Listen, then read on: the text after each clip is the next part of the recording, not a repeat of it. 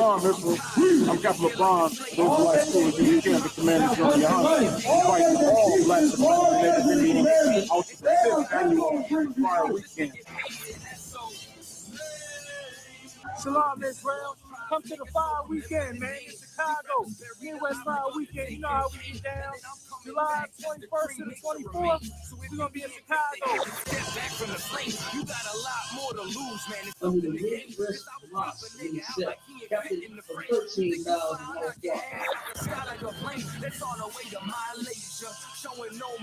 July 21st, we got 12 children of Miami with the scripture breakdown class,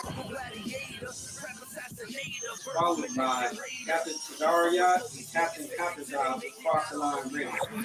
You know what I'm saying? We got the Bantu Festival coming back. We got the election coming. We're going to kick off the election with Captain I.S.U.P.K, Captain Kadazak, and Kazak Yad. It's going to be called Fort Columbus Camp. On the 24th of July, we're going to be doing the Black and Brown Unity Cookout. Shalom, Israel, to all my blacks, Hispanics, and Native Indians. From July 21st through the 24th, we're going to be holding the Midwest Fire Weekend. On July 21st, we hold a scripture breakdown with none other than 12 Shield General Muhammad from 6 p.m. to 8 p.m., followed by Cross the Line Radio. On July 22nd, we're going to be having camp on the Magnificent Mile from 11 a.m. to 5 p.m. And guess what? Commanding General Yohanna will be speaking at 3 p.m. We're going to be located at 401 North Michigan Avenue, Chicago, Illinois. After that, we're going to have the Before Columbus Came lecture from 6 p.m. to 9:30 p.m. located on 9909 Roosevelt Road, Suite 100.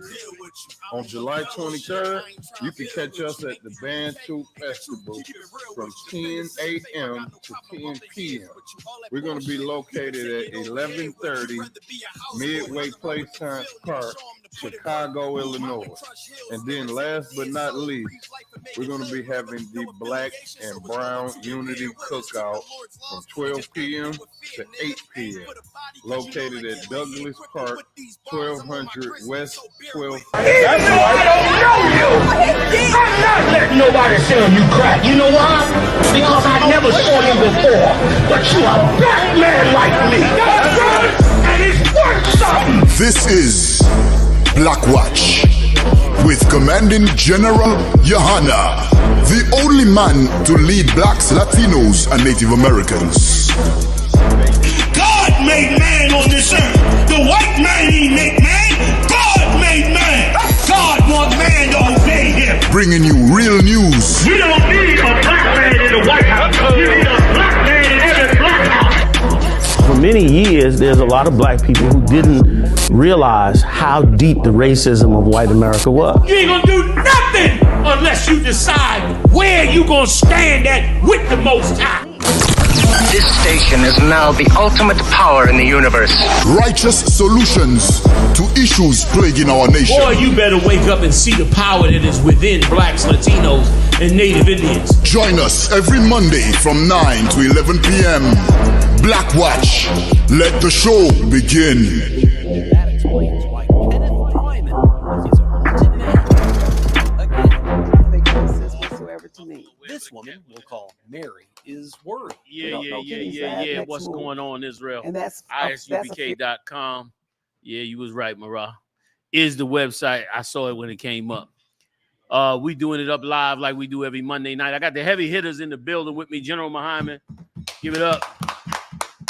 General Ma'aka'ala, give it up. General Hazat Yan, give it up. And Marah Yadaya and Ibad in studio with us holding it down. What's going on, Israel?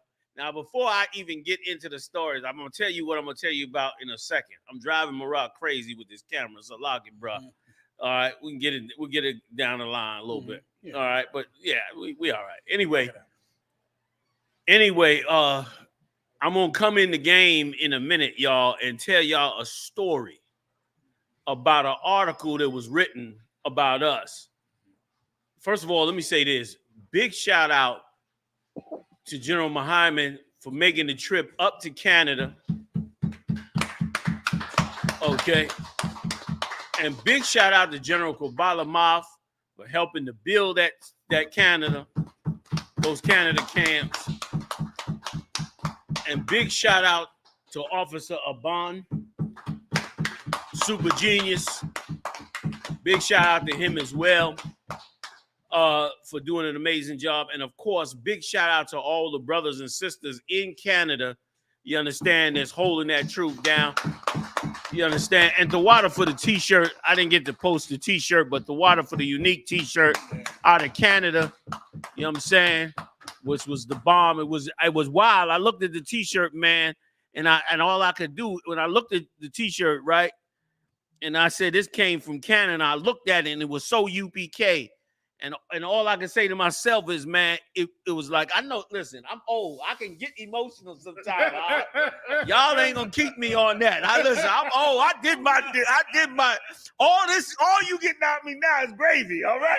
I done already put my thing down, huh? I turned on the tape the other day. I'm hearing myself blazing about 30 years ago. I said, well, God damn. I said, this made me go, I'm going to speaking, okay? I'm going to get back a taste of that. Anyway, you got to know what we talking about to know about this. Let me just say this. I looked at the t-shirt, man, and I said to myself, I said, this is why you held on. You held on because you really wanted to see this. You held on because you really believed that this, I'm talking to myself, but I'm talking, what I know. I said to myself, I was like, you knew that this was real. And it is why you hung in there. And sure enough, so big shout out to Canada, man, and the brothers and sisters up there. Salaki, I couldn't make it up there. But when I read this story, you're going to be shocked because the biggest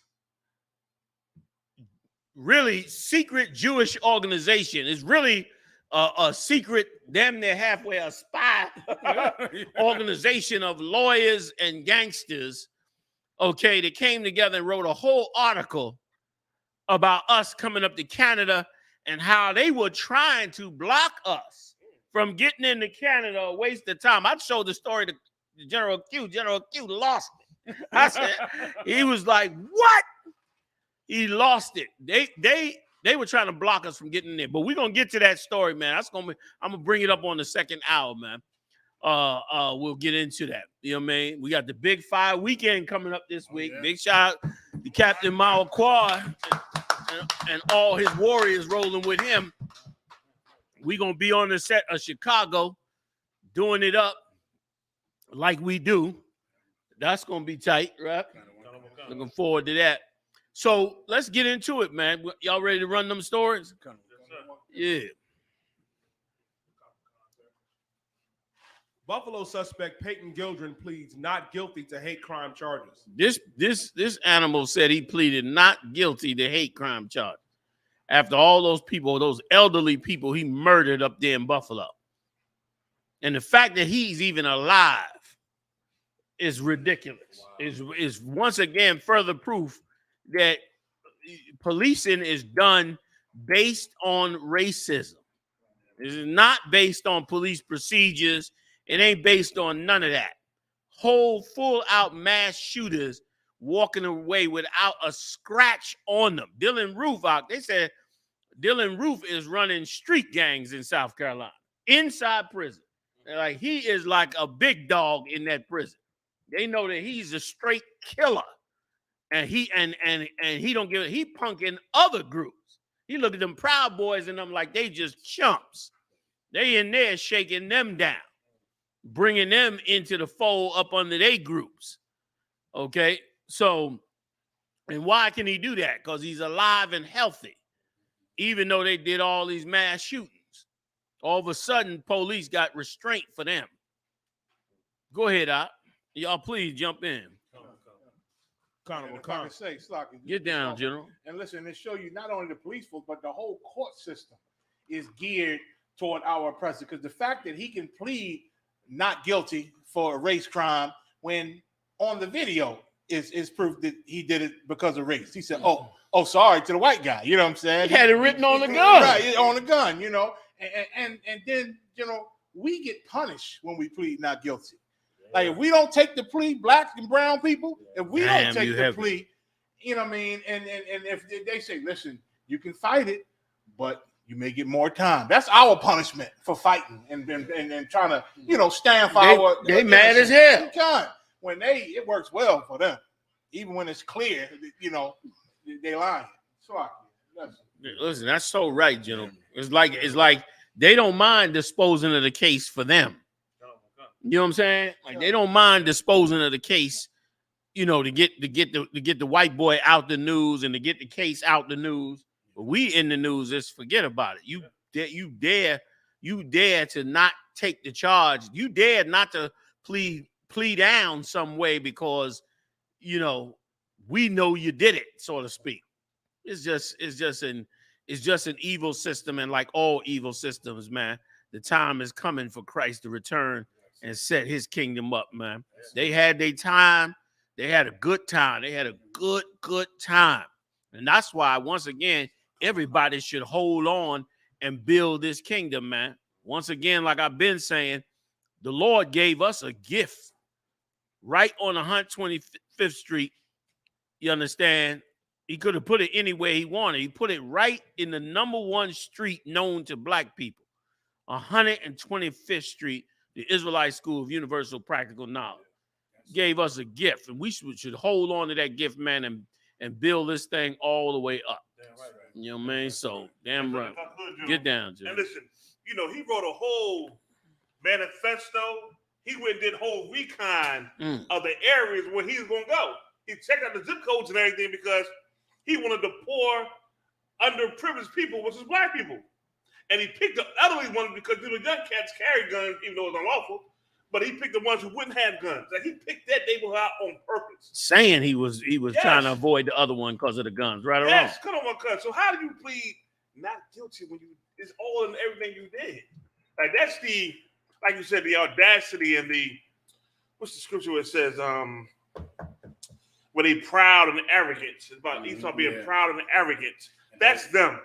Hold themselves not guilty. Yeah, hold themselves not guilty. That's correct. That's them. Mm-hmm. Like, he did it off the pretense that he's gonna kill black people, unarmed black people. You know, that's why he did it. Now he's gonna plead not guilty. Come on, man. That's why the Lord said, because you had a perpetual hatred for us, the Lord will come punish you. You know what I mean? Because of what you've done to us. Christ's coming back, and don't think that, you know, you can get away with all these sins. You're gonna pay for what you did. You're gonna pay. And the Lord is going to make it happen. And listen, the Bible says that Christ said this, in righteousness, though I judge and come and make war. It's right he do this. Like, you earning what Christ is coming to give you. You earning it every day, more and more and more. And listen, gentlemen, with all the marching they did, Black Lives Matter, and all these different things, all these uproars, they still continue to do the same exact thing. Like, it don't never stop. You understand? It don't never stop because they don't care about us. You understand? You better get back into this truth, man. They get down to the I.S.U.P.K. and get up in here. Time getting short. Damn right. Man. Yeah, let's keep going.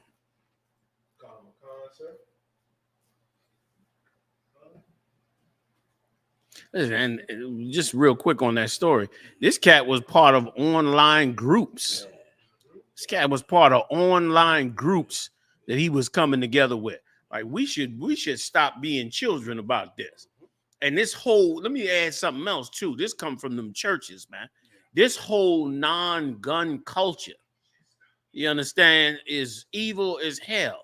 Like the one people out of all people that should have the right to protect themselves is black people and Latino people. You understand? From them and from us in many cases. You know what I'm saying? Like we should have that right. We should have the right to protect ourselves, and we should get this old Christian victimized spirit away from us, man.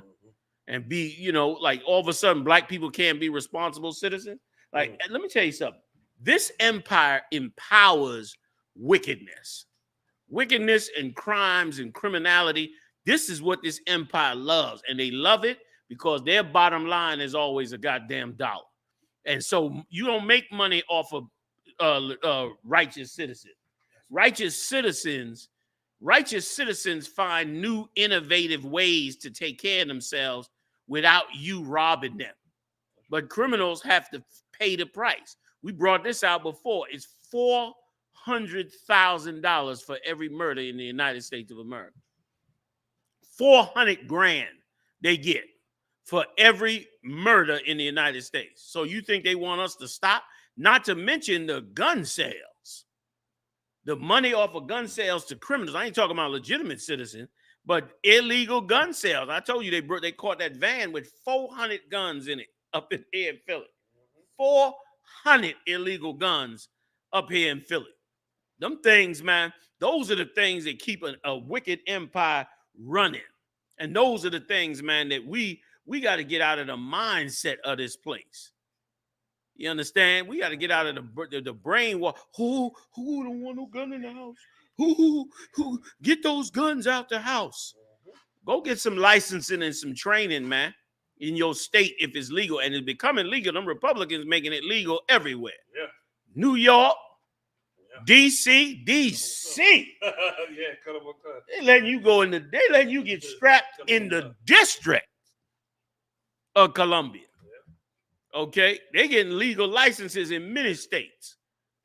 And this bastard went and found an area with elderly black people, bunch of them probably in the churches, and being brainwashed into thinking they shouldn't have no way to protect themselves, and went up in there and had a field day on them. So, Lockie, let's move on. Go ahead, please jump in. There's two things that popped in my head on what you said in this area, right? Mm-hmm. And I'm going to take it back to some things I learned when I was in Esau society, right? Good. When I was in Esau's military, two things happened to me that I remember distinctly. One, the first time I got to my first unit was in Camp Woodville, North Carolina, right? Mm-hmm. Jacksonville, North Carolina. Got to my first unit. The first week, they locked the whole base down. I mean, you couldn't go nowhere but child in your room, locked because somebody was stealing guns. When they found out, when they did the count on the guns was missing. Base locked down. You couldn't go nowhere but from your barracks to the chow hall, back to your back for a week, trying to find them guns. Now, how guns get stolen off of that military base? And I'm like 20. I'm like, man, how the hell did this happen? Now, I'm a little ignorant to the whole fact, but that's what goes on out here. That's how these guns get to these streets. That's how it is. That's big money. Yeah. Big money out here, man. Yeah.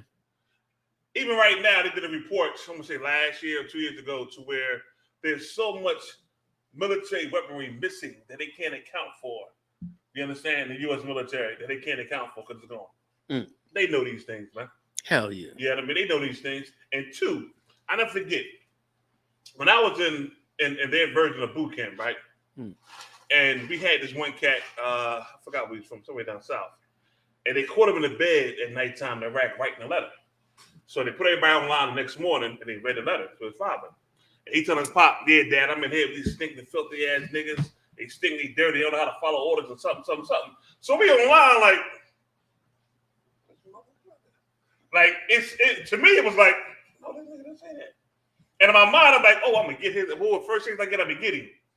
And it was really a division, blacks and whites. That really was the case. When I had a buddy of mine from Camden, and they tried to give him a blanket party. They do that blanket party, they show you a full metal jacket. They throw the blanket, they throw the thing over top of him. That's real. Mm-hmm. And they tried to give him one. Well, he woke up in the middle of it, right? And fought a guy off. So 3 o'clock in the morning, we fighting in the barracks, and it was black and white. Fighting each other. That's it.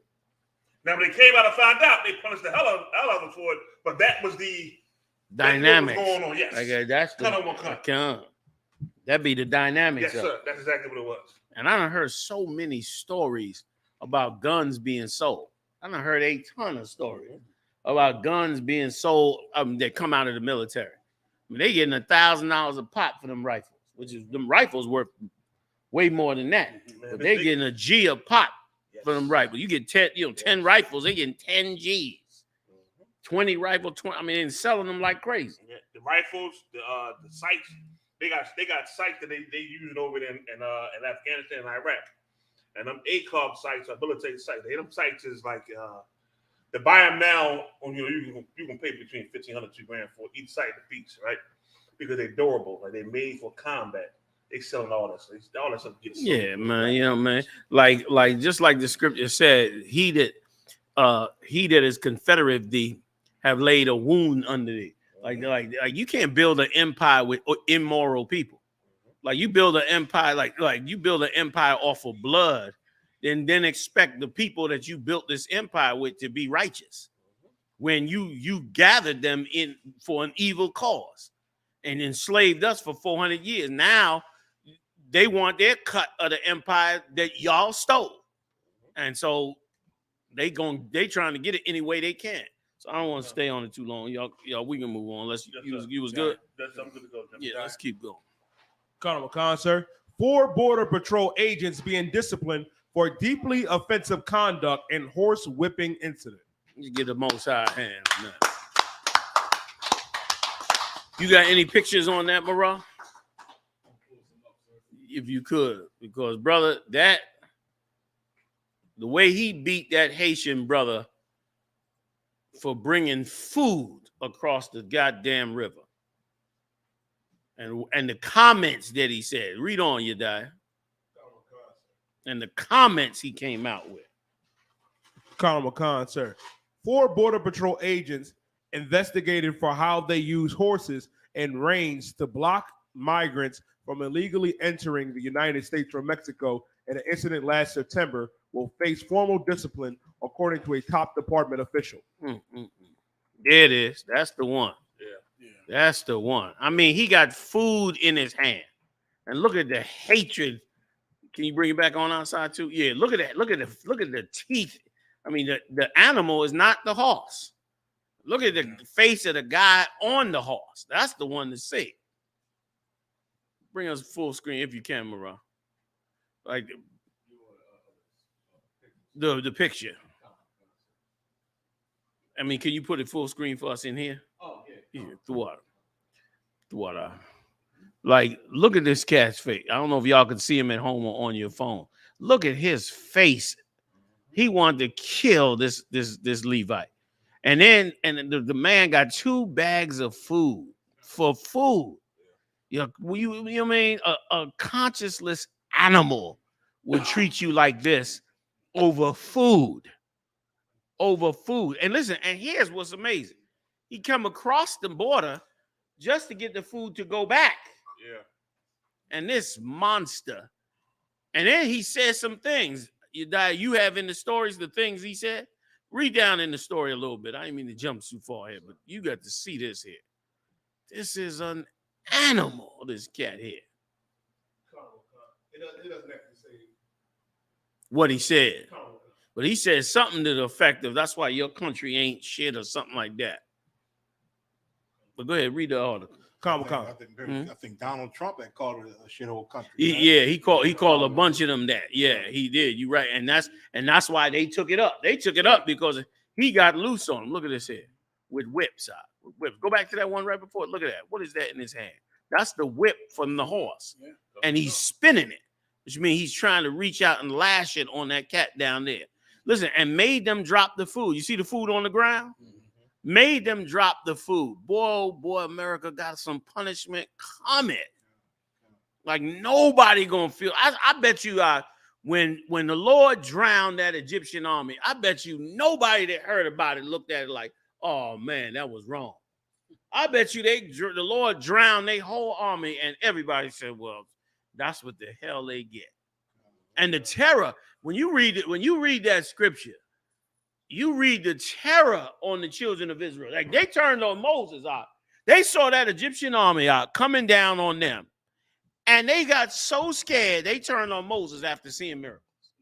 After seeing miracles and getting pulled out of Egypt, they looking at this army, and this army is so damn vicious that they turn on Moses and say, man, you brought us out here to die.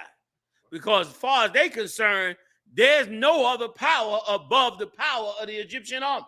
So you must have brought us out here to die, because nothing, in their mind, nothing will save us or deliver us from the Egyptian army. Like, that's crazy.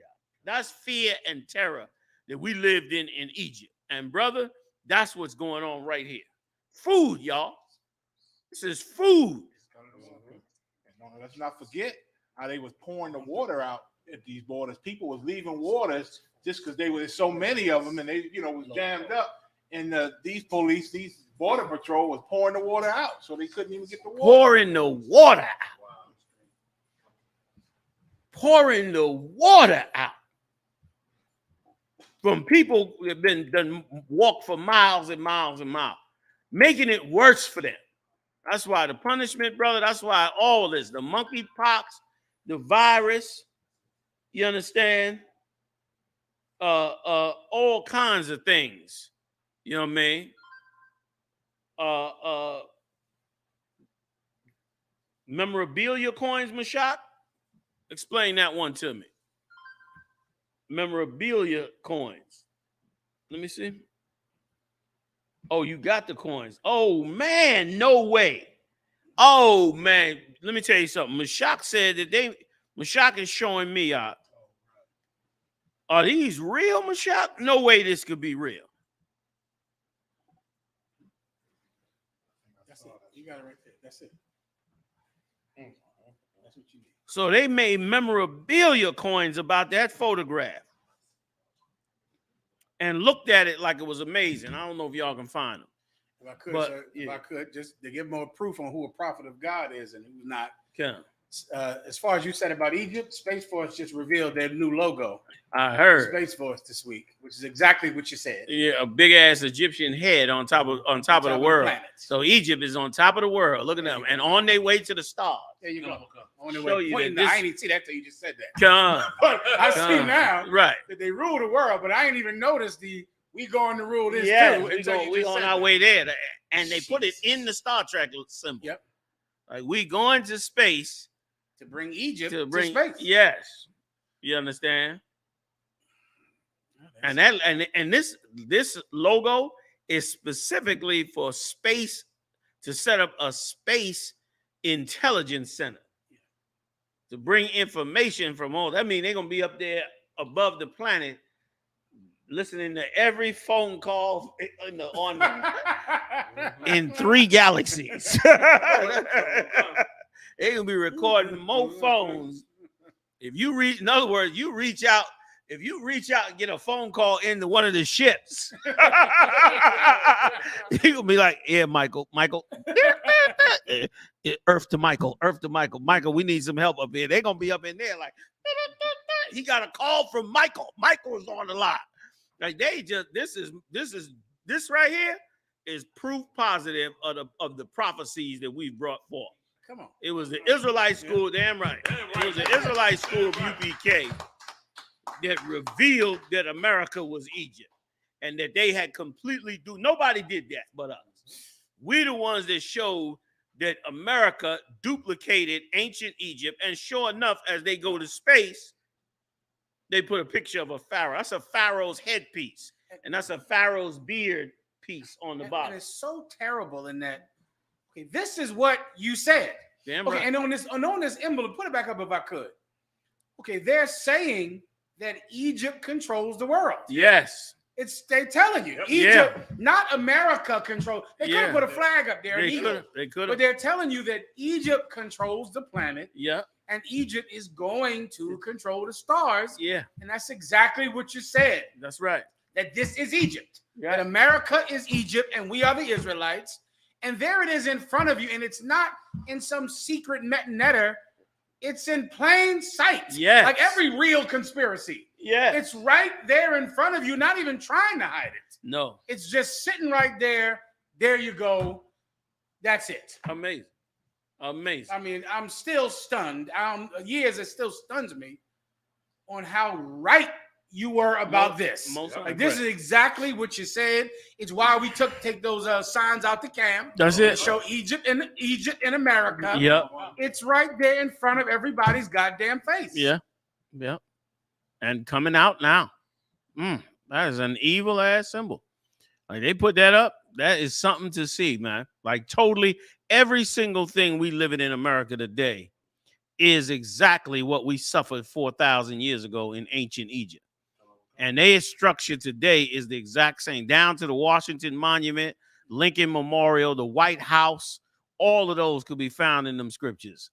You know what I mean? That they just rebuilt. And listen, that's such an arrogant symbol in that they're saying that they getting ready to do what Egypt couldn't do. Like, Egypt is now back on top of the world, but going further into the stars like Star Trek. Like, that is real arrogant. You know what I mean? That is real arrogant. I guess they didn't read the part where the Lord opened up the Red Sea and drowned the entire Egyptian army. That's right. They need to read that part. You know what I mean? And thus shall I bring thee down. And thus shall I bring thee down, saith the Lord. Nest among the stars. So true. So damn true. You know what you said too, sir, at the rededication of the oath we did in the Passover about how if they get up to space and the stars and search out the depths of the space, then we're not gonna be a people of the Lord no more. They trying to do what they can do to get up there and get that, but it's not gonna happen. They don't have the time. Said, thus I bring thee down. It's gonna happen. You're right. Of course, they went to the moon in 1969. Yes, they did. And that was the end of it. And that was that. That's the beginning of the end. That's when them shuttles start blowing up and everything. Rockets crashing. He raised the I.S.U.P.K. Shalom. Mozart crashed. Same year as the moon landed. Good night. The Mozart crashed. You right. Deep. Man, go ahead. Yeah, throw it up right quick for everybody to see. Look at this here. Ooh. Listen, with the bags of food and everything. Go big screen if you could with it, Mariah. That's a wild. Like, this is, they be proud of the evil things they do to us. Look at that. They made a coin off it. That's what I was saying.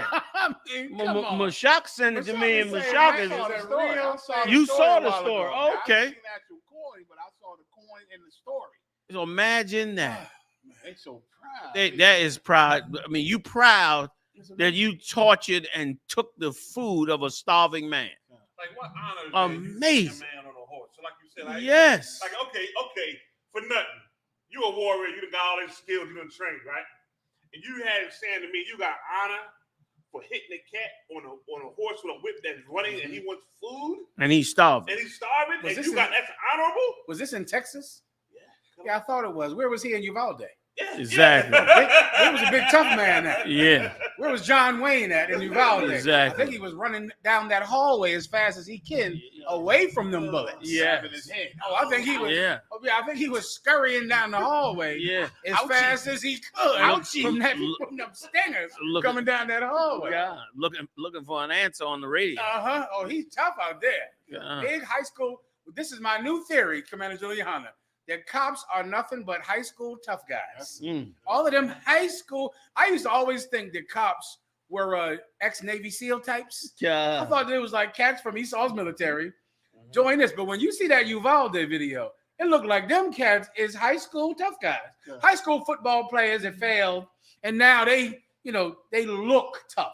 Yeah. You get my point? Like with the whole tactical all that tactical nonsense. Yeah. They dressed up. You would imagine this. You could see the tactical mess that these people have on. Yeah. When really you need to dress lighter so you can run faster away from the gunfire. Because that's all you're going to do anyway is haul ass down the hallway away from the guns. And all of your tactical nonsense is weighing you down when you need a good pair of sneakers on to be a cop. A good, strong pair of sneakers. Like that. Haul ass away from gunfire. I mean, it was sad. God. What's food us like? Go ahead. No, go What ahead. fooled us for so many years is them goddamn movies, you know, Oh, like Bad Boys and them jarheads. Starsky and Hutch. Get all the gear ready to go fight for Will Smith and them and get his sister back. You know what I mean? That's what fooled us. Y'all put all the tough guy cop movies and TV shows. Did y'all see? Y'all throw them in the chat room. I'm starting it off with Starsky and Hutch. Come on with it. Y'all get it in. Bad Boys. Mayak beat y'all on Bad Boy.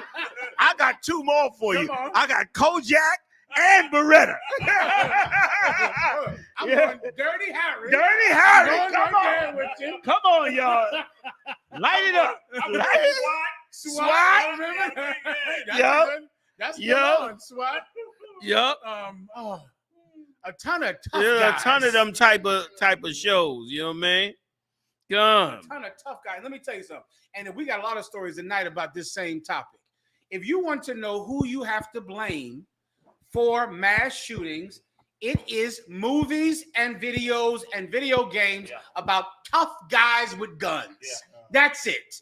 To where our minds, the way we think about guns, we all think like mass shooters. And these are the people that just were sick enough to do it.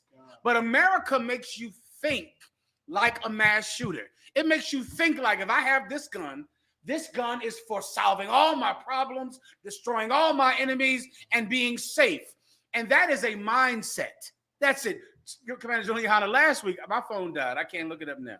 But I went and researched the ratio of shootings as compared to knives and fists and elbows and rocks. Do you know that in America, people shoot more than they stab or punch? Or punch. Now, brother, you ain't going to tell me that getting rid of guns would mean anything, because you got more fists than you do guns. Everybody got two damn fists. But in America, there are more shootings than punches, than kicks. And listen, everybody has a kitchen knife. There are more shootings than stabbings in America, which means it has nothing to do with access to a gun, because clearly if it was about access, there'd be more punches than shootings, right? Because we all got fists. But in America, it is not about access to guns. It's about how we think about guns. We all think we're badass Rambo. Everybody thinks that when they get a gun. They're tactical Rambo. And these sickos are just the ones that go live out the dream. Yeah. That's it. When you got to stop the dream. You got to stop thinking about a gun. If you thought about a gun like a kitchen knife, then the thing would sit in your drawer and you would only pull it out when you need it, like you do a goddamn kitchen knife or your fist, which you only pull out if you need it. But a gun is not your fist or knife. A gun is some magical justice, magical thing for killing enemies, and it's magical, and that's from the white man. The way we think about guns. Sir, that was ingrained in my head when I was in the military boot camp. What you said is exactly what they trained in our head. Like, I came out of there, and I thought I was the baddest cat in the earth because of what I was just trained on, and it had to do with their gun. They give you a mantra, and when I saw the movie, was it Full Metal Jacket or the other one, where they make you sing this mantra before you go to bed? They do that about you and your firearm. I mean, you and that firearm is one. You know what I mean? And how you tie yourself to that firearm. It's almost like that firearm is a part of you. It's your every being. You understand? And you as good as that firearm. Everyone is that man with that firearm. And that stayed in my head for a long time in the military. You know what I mean? When they ingrain that in your head. And every 21-year-old kid thinks the same thing. Right. Like, a gun is really in your mind. It's more magic wand than weapon. It's like a magical thing that once you get it, problems, threats, everything, as opposed to your kitchen knife, which can kill people, but it don't have any magic in your damn mind. Mass shootings come from white society. It's how white people think. It's Jesse James and Billy the Kid going nuts. That's all it is. The same exact garbage that they push in everybody's minds.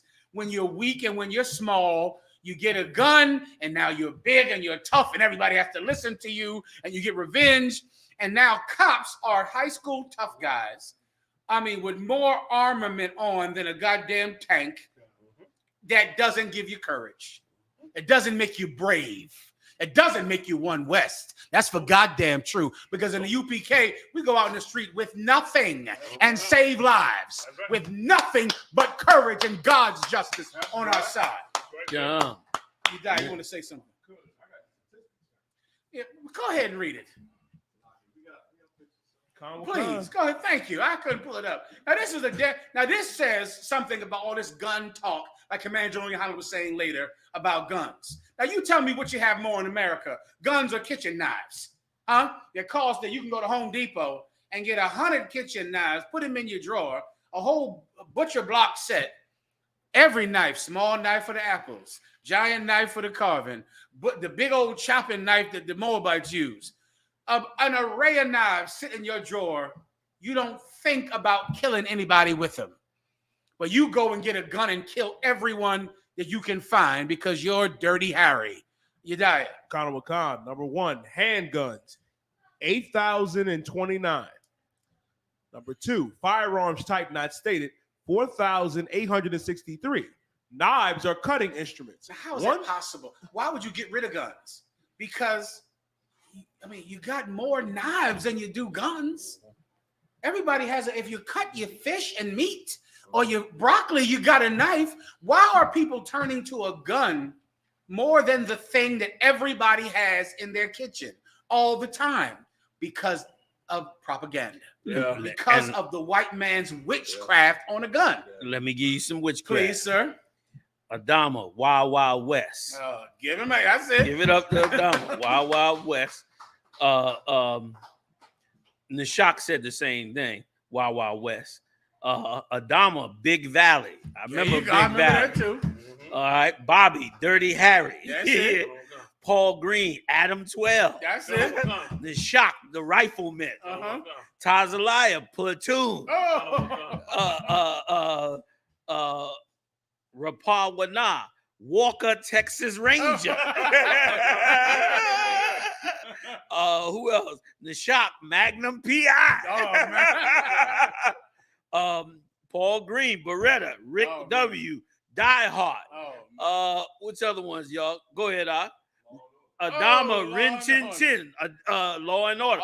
And let me tell you, Law and Order was a real training program to teach cops to abuse black people. That's it. You watch Law and Order all through that whole series, black people being misused and mishandled.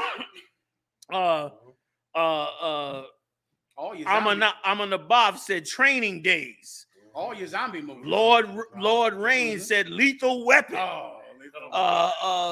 I.S.U.P.K said Miami Vice, 18, Jump Street, 21 Jump Street, and New York Undercover. Rod the God got Boys in the Hood. The Shot got Equalizer. All right. My Aisha said, they ran, damn. He said they ran the Cops episode for 25 years. Yeah. Go ahead. Colors. Another one. Ayashiala said Dukes of Hazzard. That's it. Death Wish and with Charles Bronson. Yep. All Western. Just pick your Western. Colors. Anyone, right. Chips. King James said right. Chips. Tazalaya said Death Wish. Adama got Chips also. I mean, I done went through this whole Mall Cop. Paul Bart's Mall Cop. Animal Sniper. Instinct. American Sniper. I mean, so many of them that taught us how, you understand, to think about being a cop and having guns. Like America's teaching that, because once again, it's so profitable. The funeral homes get paid, the courts get paid, the cops get paid, the detectives get paid. You know what I mean? If the morgue gets paid. There's so much money involved that they keep that madness going, man. Keep us destroyed. And what's the lowest one down there you die? What? It's 4 deaths. Explosive. Explosive. All right. Well, you can't get them good. But what are fist and punches and hits and all that? Oh, Conor McCon, sir. 662. And what are gun deaths? Conor McCon. 8,000. 8,000. Come on. Access got nothing to do with this problem then. This ain't about access. Come on. If I may, sir, the gun depths is split into 5 categories. So it's Jesus 8,000, Christ. 4,000, 900. It did not. Then this has nothing to do with access to a firearm. This has to do with the mindset that's been taught in this empire, and especially to black people. And the church has been the main one to be used to put you in the mindset of a slave, to put you in the mindset, and you know what I mean, and a mindset that this is something to be afraid of having when any human being that is not trying to be, that is trying to stand up on their own 2 feet would want everything they can to both protect themselves and to do the things they need. That's why hunters and all of them, that's why they all join the Republican Party. Yep. They join the Republican Party because they go out and hunt for their food most of the time. And when they go out and hunt, they think differently than you and I think. And it's such a slave mind. You got to go to the supermarket to get your food.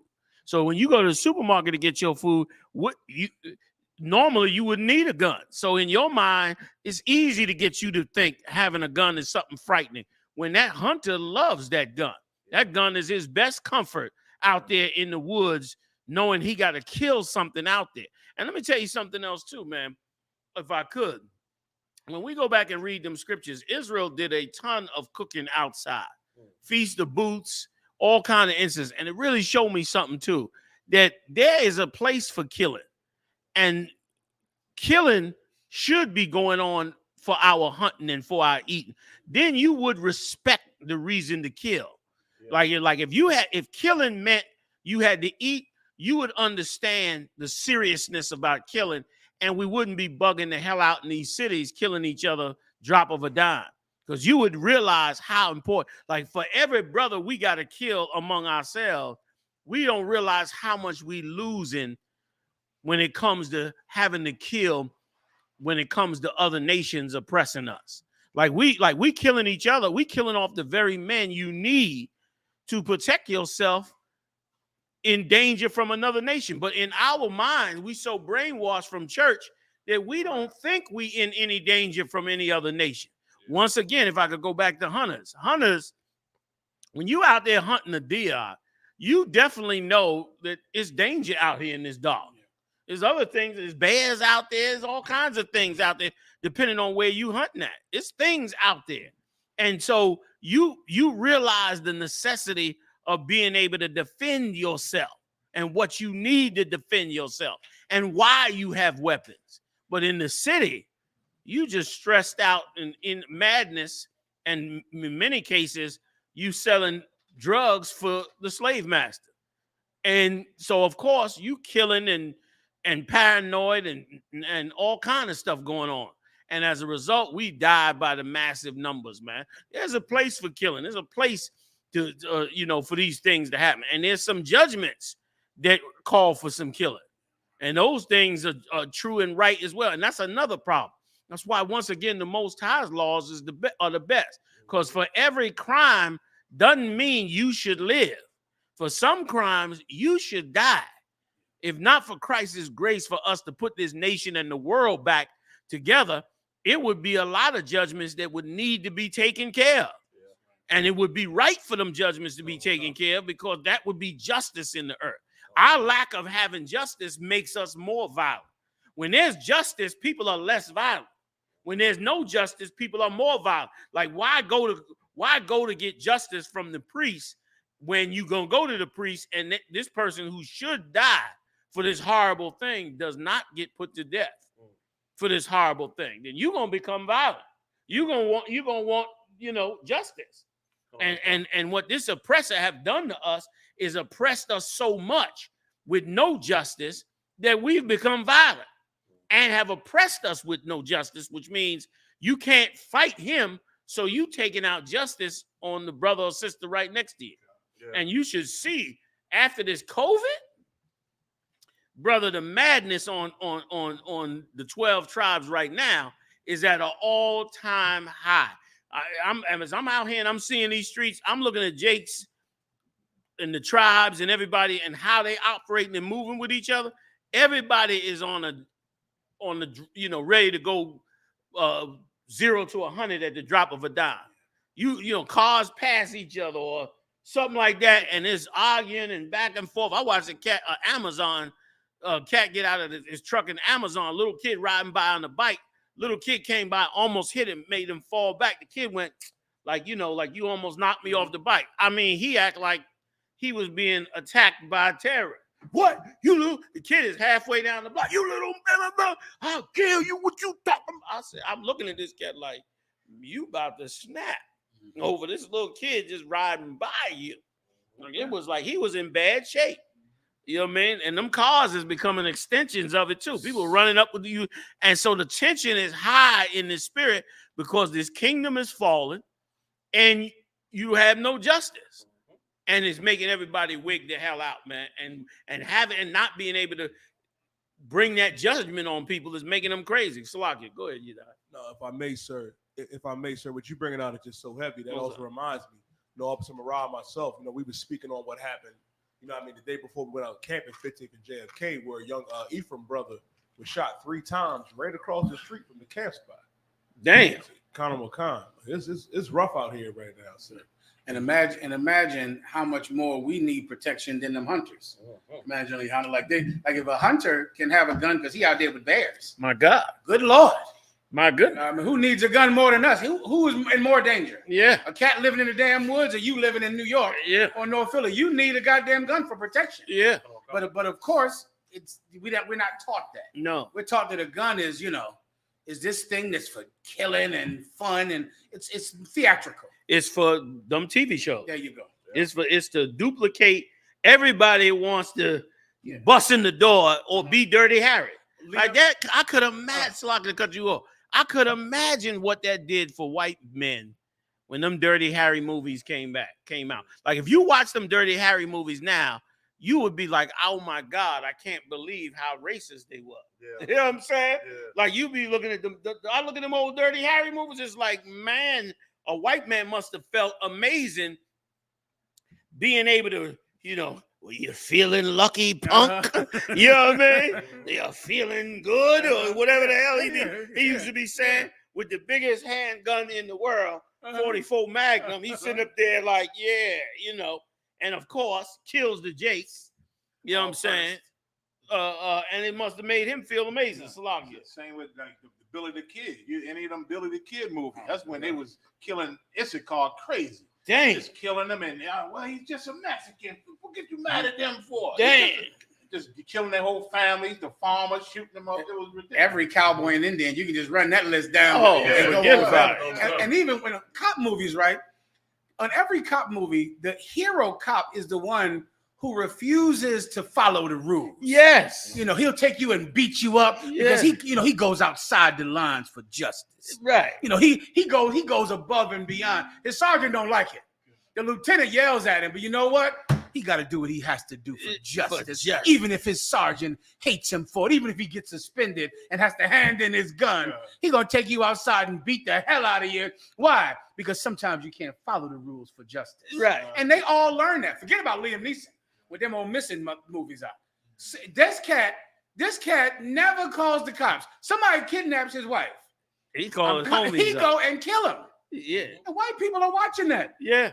Like imagine you get a kidnapping. He don't go get FBI and cops to this and that. He go and listen, I got some skills and I'm coming to France to kill everybody in France. He gets on a plane and kill everybody in goddamn France and then do it 4 more times. Yeah. And white people watch it. And that is what they want. They don't, that's a gun. That's Liam Neeson is good. His daughters are safe not because he's going to go kill everybody in France. Yeah. Who takes his daughters and it takes his wife. And white people watch it. 21-year-old kids watch it. And feel amazing. Watch it and go do it. And listen, and if I could, black people watch it and go out and kill black people. Like you go out, you already know you can't be dirty. You can't point at the white businessman and say, "Are you feeling lucky, punk?" He owns the block. So he's your landlord. You can't tell him. You understand? You can't, barrel him down. So where do you get to put your Dirty Harry skirt at? Scarface. Yeah, I mean Scarface. New Jack City. New Jack City. And you got Like here's the way for you. you got your way is you got to kill your own. Yeah, that's it. You know what I mean? You want to be Hitman 47? Yes. But on your way to the hit, you get pulled over by the police. Yes. So you got to stay in the community. Yes. You know what I mean? Go ahead, go, Murat. Go ahead, y'all. Salakia, you right. Murat. Salak, if I could, sir, there's a movie out right now that Kevin Hart did, right, called Man in Toronto. Yeah, he's with the bodybuilder, right? The wrestler. Conor McCon. Yeah, I heard about it. I ain't go see it. What's the name of it again? It's called Man in Toronto. Go ahead. It's disgusting. If I could, just like you said, this oppressor, man, he flying to Miami killing. He going back. He going anywhere he want to go killing. Kevin Hart is the man, never get anything right. He's the donkey. He's the donkey. To the point so much so that he gets shot in the butt. The white man stitch up his butt for him in the bath. I said, once again, Lord. which is so heavy because in other words, you niggas don't think you could be this. You gonna go out there and get shot in the butt and gonna have to stitch your behind up, which is the sidekick of every movie. Which means if you want to be like, if he wants to be the man, then that means you gonna have to be a criminal. Like you watch them TV shows, and matter of fact, I remember, just come to me now, just add one more quick point on it and pass it to you, that I remember in New York and knowing cats around and all of that, and I remember them, all of the gangsters used to watch Scarface. And used to have the tapes in their house. Remember that? Yeah. And they would watch them movies because the only way they could do those things was to be a criminal. And so it sent us into the wrong direction when it made the average white man feel like really he's a cop. That's why so many of them pretend to be cops. Like they catching so many Edomites now faking to be cops. I think they all think they are. I think that they all think they are. When they killed Trayvon Martin. Yes. It's like in their mind, they're law enforcement. Boom. All the time. Come like on the Karens. The Karens has always turned everybody in. I think every white person believes they're law enforcement. Can I give you one last movie, which I have not seen, which when I saw the commercial, I said, this is so irresponsible of these lustful money-making people. Now, you know about the Capitol, when they stormed the Capitol, right? Right. Trying to kill the vice president, trying to kill Nancy Pelosi. There's a movie out now. The brothers can get the description if they want. It's called The Terminal List. Now, it's on something right now. I heard of it. The Terminal List. And this story is about some Navy SEAL unit that went over to some country and 12 Navy SEALs got killed. Well, the one that survived found out that they were set up by people in the government, meaning their own government. You know, some generals, some congressmen set him up. And he comes over to America and kills all of the government. I said, why would you make this? I'm watching it like, they know what just happened. They know that they this just is a movie stormed the about Capitol. some military guy killing all of the government. And the movie is out now. I said, that lust for money must be, it must be insane. It must be more than I can understand. Because you would say, well, we can't make a movie about an ex-military person killing everybody in the government, can we? Because we just had a problem. Yes, we just had a problem. But you can. It's called The Terminal List, and it's out right now. Damn. Go ahead, you guys. Salaki. Damn. You sure? Go ahead, Murat. Go ahead. Y'all chime in. Go ahead. If I could, I just want to give a big shout out. I know Commander GEN.YAHANNA always wants this. Big shout out to all 1,400 people in the chat, man. Go ahead, get them likes up. Good night. You know what I mean? Commenting and everything. You got so many movies. I'm trying to show them all. It's unbelievable. God. It's a lucky, but big shout out to y'all. God. Damn right. Damn right. We're moving on. Can we play the Uvalde, the video? You want to say something, you there? Oh, please, go ahead.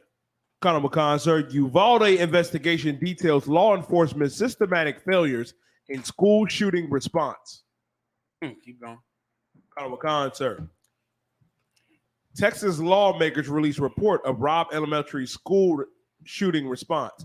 A committee of Texas state lawmakers investigating the police response to the Robb Elementary School shooting in Uvalde released a 77-page report detailing systematic failures and poor decision-making from those involved according to a report. They had no leadership. Go ahead. Poor leadership did that. Poor leadership messed that up. Keep going. Khan. The Texas Tribune reported that it reviewed the committee's report that detailed how the gunman's family was unable to recognize warning signs, how the school district strayed from its safety plan, and how police disregarded their own active shooting training. Yeah. And let me tell you something, if I could. I know you're getting ready to drop the video. Let me tell you something, if I could. That's why eventually the UPK gonna be policing the people. After a while, we gonna be the ones. And listen, and you know what? And it's the natural thing that happens in other countries. You go back and check out them other countries.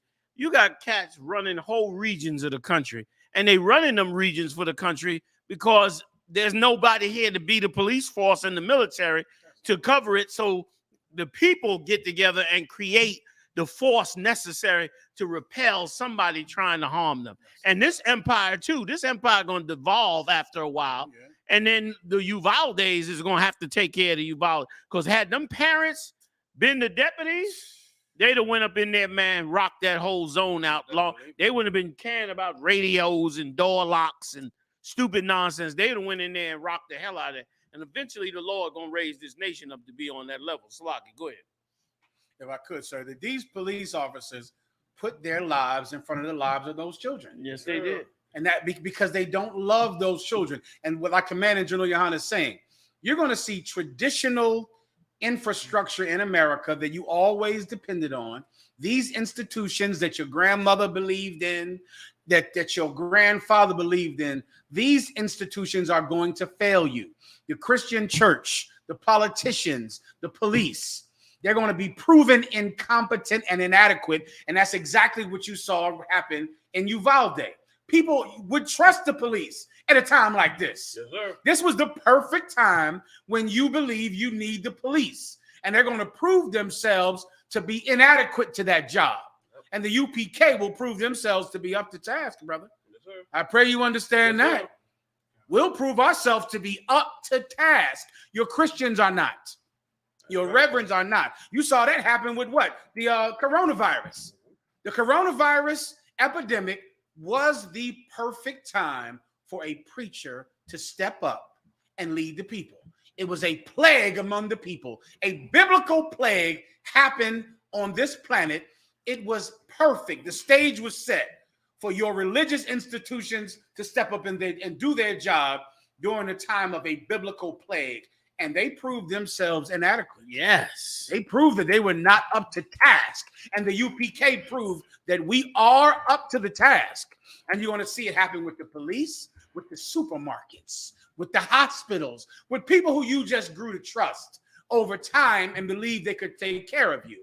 One day you'll realize that the Israelite School of UPK is the new institution that's going to lead blacks and Hispanics. So if I could, damn right, if I could. Also, it proved to us a very, very valuable lesson. This pandemic proved us a very, very valuable lesson. And the lesson that we should have learned from this is that dancing is only to relieve stress. Like dancing don't never bring God nowhere. There was debate before this. Yeah, it was. Remember, before this, it was Holy Ghost fear. Before that, and everybody thought that God was in the room until the coronavirus come to find out that's just to relieve stress. You might as well go to the club. The same damn thing. Now we learn. Now we see that it was a waste of time. Like our churches are the worst institutions in the world. And listen, and waking up our people, I don't even want to go into that, but it's the worst thing that ever could have happened. You got more of the story? We need a video from Uvalde. Oh, okay, yeah, bring that in. Can I bring something out, General? Yeah, damn right. Jediah, give me Isaiah 31 and 1 and verse 3. Because like you said, the churches is the problem. And the churches are the one who are endorsing a lot of these police departments to get them want to come into the neighborhoods and do certain things. Listen, you're right. If I could real quick, yes, a lot of these laws that were passed to abuse black men and women, it was done by churches. Yes, sir. They the ones that push a ton of abusive things to us as a people. Salaki, go ahead. Sir. And you wonder why this don't work for us. It don't work for us because you trusting it in something that it seems like it's powerful or mighty, like how General Muhammad was saying, but in reality it's not. And it's not going to help you. And the Lord said this in specific about Egypt, about where you put your trust in. And it's why it's failing us, man. Read. Start at verse 1. Tell me about where you at. Khan one Khan, sir. Isaiah chapter 31 and verse 1. Woe to them that go down to Egypt for help. The word woe means destruction, man. You run down to this place for help. Help. More cops. More training for the cops. Get them some training. Give them all that money for training for X, Y, Z, right? In Uvalde, they had on their Facebook page all the money they got for training, all the vets they had to protect themselves for all this military training and training for the cops, right? And you trust in that. Why? Because your leaders say you to trust in that. Your so-called religious institutions tell you to trust in that. Well, here's what the Lord said. That's why it failed. Read, brother. Khan. And stay on horses and trust in chariots because they are many. All of the cats that was in that hallway lined up for this one shooter. A ton of cops in that hallway. A ton of cops outside locking up people, handcuffing mothers and fathers. I'm spraying them with handcuffing the mothers and fathers. Yeah, that's right. Macing them. Yeah. Like we'll show you. That like you said. I don't want to cut in on your husband, sir. but that's like you said. That's why that failed. What good is all the tactical gear in the world if you ain't in the right? If you're not in the right spirit, if you don't love them brothers and sisters, and they said that cat tore them babies apart. Them babies got tore in half. Them babies, because them bullets. I mean, they designed to stop a grown ass man instantly. Yeah, so hitting a baby, right? Yeah. So hitting a baby. I mean, they tore them babies up. Go ahead, Salaki. Yes, sir. Keep on reading the scripture, brother. Khan on the one Khan, right. Sir. Ooh. And trust in chariots because they are many, and in horsemen because they are very strong. Because you look at them as being strong and mighty, you know, with the badge and they had AR-15s there too. Don't get it twisted. They had the rifles, they had the shotguns, they had the pistol, they had all that. So because they got these things, you trust them because okay, they look strong and mighty. But here's what the Lord said, man. And this is where we miss the mark all the time, Israel, because you trust in your oppressor and not the Most High Power is going to save us. Read, brother. Khan. But they look not unto the Holy One of Israel. You ain't looking to the Lord for your safety, man. Go ahead. Khan, sir. Jump down to verse 3. Khan, sir. The book of Isaiah, chapter 31, and verse 3. Now the Egyptians are men. Even though you put these cats up to be gods on earth, they just men, man. And they showed you right then and there that they were just men. They showed you what they really was about. That myth of them being mighty and strong is gone. They were just men. Scared men. Scared men. Like how General Muhammad said, scared cats. Instead of boots, they should have had on sneakers to run down the hallway. When you watch the tape, the cat got there, and I would say 2 minutes later, other cops showed up and nobody did nothing. But you had that one brother, and I forgot where he got killed at. They shot him over 60 times. 90 bullets at him. And listen, they said he went in his waist to pull a gun. Who is the gun at? Who verified that he had a gun? Who verified the fact that he had a weapon on him? All y'all got lights on y'all firearms. You supposed to know he got a gun. And when you see a gun, you say gun. That's training. They didn't do none of that. Because that cat was somebody who was unarmed. You know what I mean? They felt more power than him because now, okay, we do something powerful and mighty. But the cat who had the rifle, y'all was scared to go in there. Period. It ain't no way to go around it. You were scared to go in there. Keep on reading. And it proves that they are not gods, man. They just men. Stop putting them on a pedestal higher than what they really are. They're not up there like that. They men. Like how you men. Read.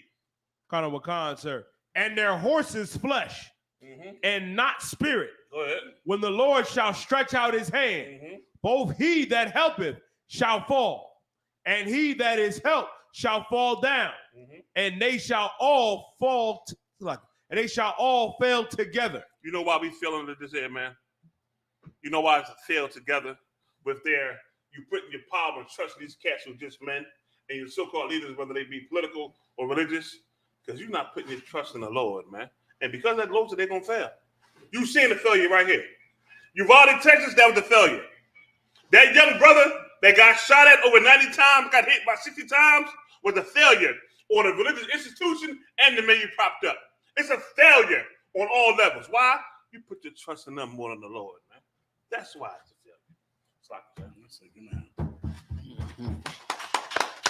Play some of the video. Play him running all up and down the hallway.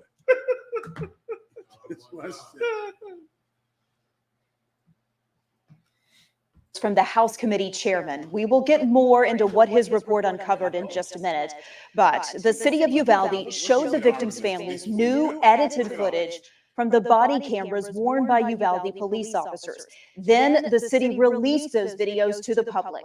Like the hallway surveillance video that was leaked last week, today's video helps us understand what happened and what did not happen inside Robb Elementary. Matt Howerton walks us through it. Shots fired! Get inside! Go, go, go! A new perspective from the darkest day in Uvalde's history. This police body cam footage released Sunday shows the moments officers entered Robb Elementary as a gunman took the lives of children and teachers. The officers footage released Sunday shows the moments officers entered Robb Elementary. Released those videos to the public last week. Today's video helps us understand what happened and what did not happen inside Robb Elementary. Matt Howerton walks us through it. Shots fired! Get inside! Go, go, go! A new perspective from the darkest day in Uvalde's history.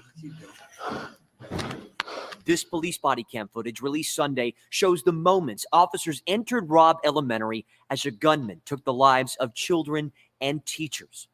Careful, guys, shot fired. The officers seen in the hallway inching towards the classroom with the attacker inside.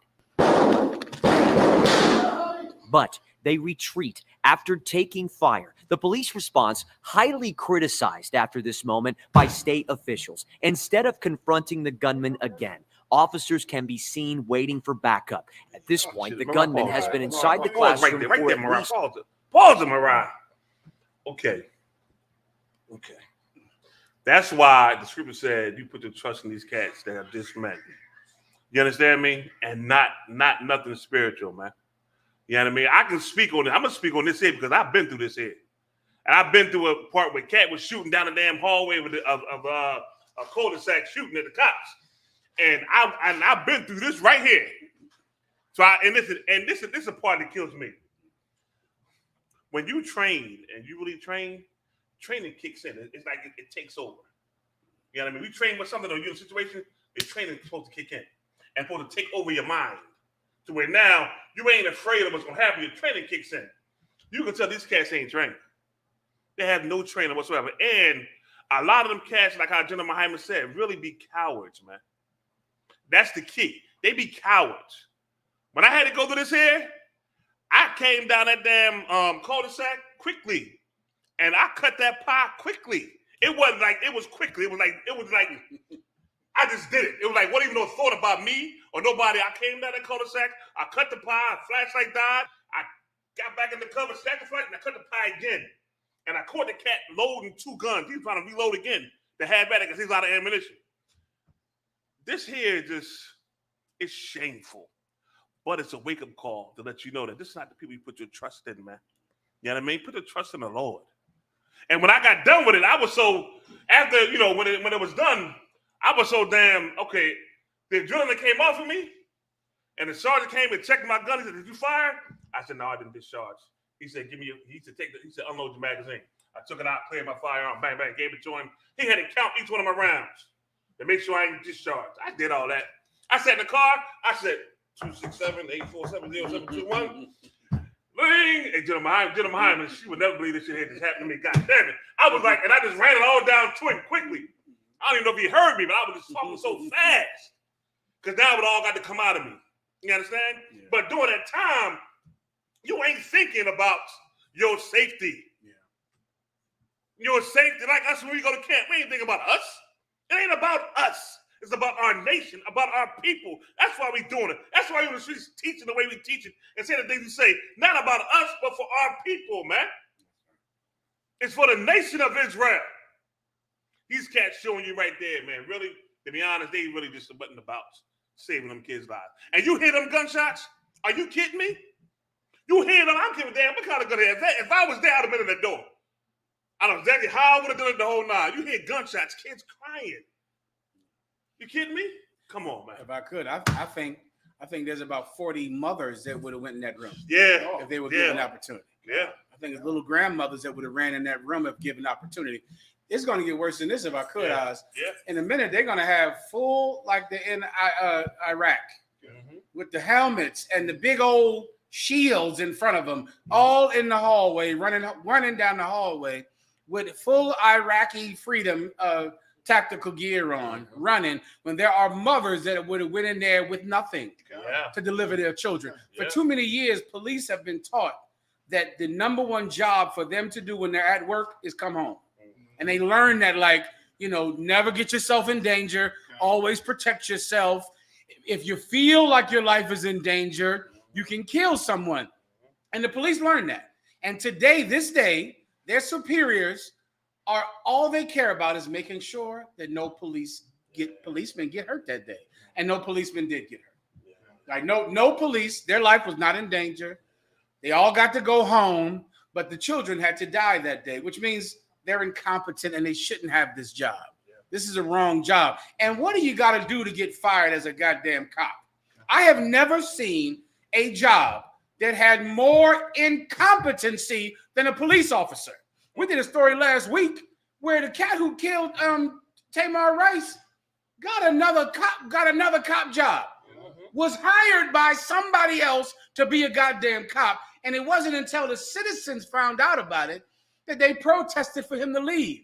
What do you have to do to get fired as a cop? If you were a nurse or a doctor and you killed someone, you wouldn't get another doctor job anywhere. But a police officer, that union they have is insane. Listen, do you think that, I bet you none of these cats is fired.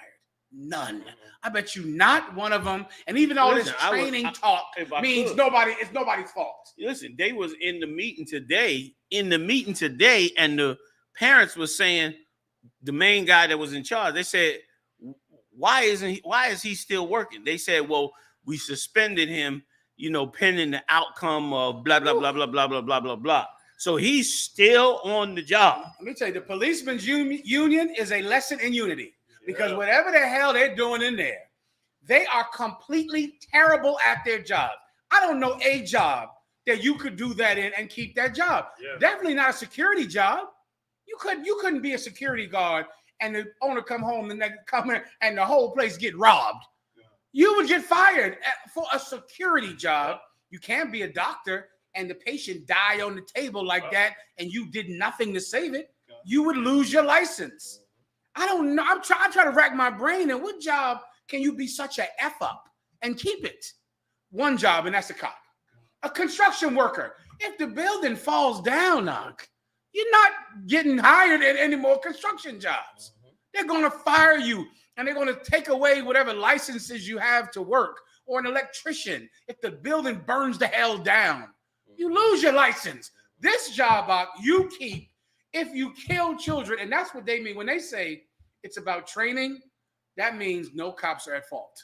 That's what that means. Well, they need more training. The training was not adequate. Keep this job. Maya, you want to say something? Just on that same note, what are the qualifications to get hired?